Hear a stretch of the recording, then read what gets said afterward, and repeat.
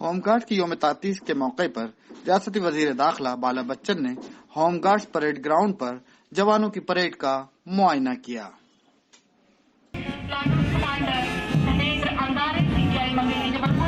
और 5-6 प्लाटून की कमान संभाल रहे हैं मनोज पाठक, 1100 प्लाटून है और 96 प्लाटून के सामने से गुजर रहा है, जिसकी कमान संभाल रहे सुनील अहिवाल। निरीक्षण वाहन शनि पुनः अपने स्थान पर लौटता हुआ देवदूत बनकर लोगों के बीच में पहुंचे थे। निरीक्षण वाहन में माननीय मुख्य अतिथि महोदय परेड का निरीक्षण करने के उपरांत मंच की ओर बढ़ते हुए साथ में है महानिदेशक होमगार्ड सिविल डिफेंस एवं आपदा प्रबंधन श्री अशोक तिवारी साहब। कार्रवाई प्रथम प्लाटून के द्वारा प्लाटून मंच के सामने से गुजरता हुआ दूसरे प्लाटून को लीड कर रही है प्लाटून कमांडर अभिरुचि गौर। बहुत ही सुंदर टाइगर देखी कार्रवाई उसी प्लाटून के द्वारा सारे जहां से अच्छा हिंदुस्तान हमारा, हम गुलगुले हैं गुलगुता हमारा। बहुत ही सुंदर तीसरे प्लाटून को लीड कर रहे योगेंद्र बहादुर सिंह मार्को। चौथा प्लाटून मंच के करीब जिसकी कमान संभाले हुए प्लाटून कमांडर सुरेंद्र अंगारे।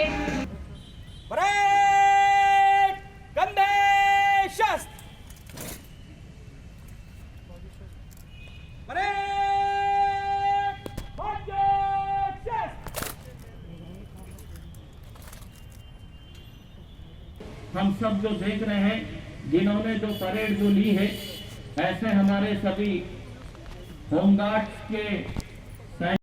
उन्होंने इस मौके पर मुल्क की सलामती और हादसात के वक्त होमगार्ड्स के जवानों के जरिए किए गए मुख्तलिफ कामों की तारीफ करते हुए कहा कि होमगार्ड्स के जवान हर परेशानी के वक्त आवाम की मदद के लिए कोशां रहते हैं।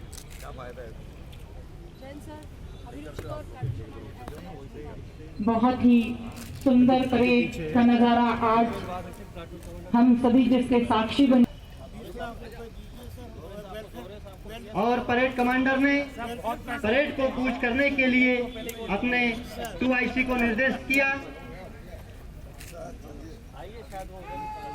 वजीर दाखिला ने होमगार्ड्स के जवानों के बच्चों को तालीमी मैदान में अच्छी कारकर्दगी के लिए नवाजा और उन्हें मुस्तकबिल में और बेहतर करने की दुआएं दी।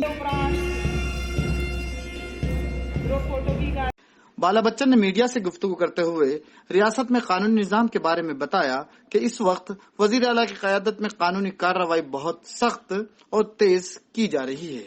आती है और वो जो बोलते हैं कि उनकी चक्की धीमी जरूर चलती है लेकिन बारीक पीसती है, इसलिए माफियाओं को सतर्क हो जाना चाहिए और कानून को हाथ में लेने का काम बंद कर देना चाहिए। नहीं तो कोई भी माफिया अगर सर उठाने का काम करता है तो मैं आपको बताना चाहता हूं कि कोई भी हमारी कानूनी कार्रवाई से बच नहीं पाएंगे। उन्होंने इस मौके पर साबिक वजीर आला शिवराज सिंह चौहान से भी अपील की कि वो मरकज के खिलाफ एहतजाज और मुजाहरे करें ताकि रियासत को उसका जो हक है वो मिल सके। आप क्यों नहीं केंद्र सरकार के खिलाफ धरने पर बैठते हैं? मध्य प्रदेश के किसानों पर, मध्य प्रदेश वासियों पर जो आपदा विपत्ति संकट जो आया है, आप क्यों उपवास नहीं करते हैं? आप क्यों साइकिल से आना जाना नहीं करते हैं? आप केंद्र सरकार की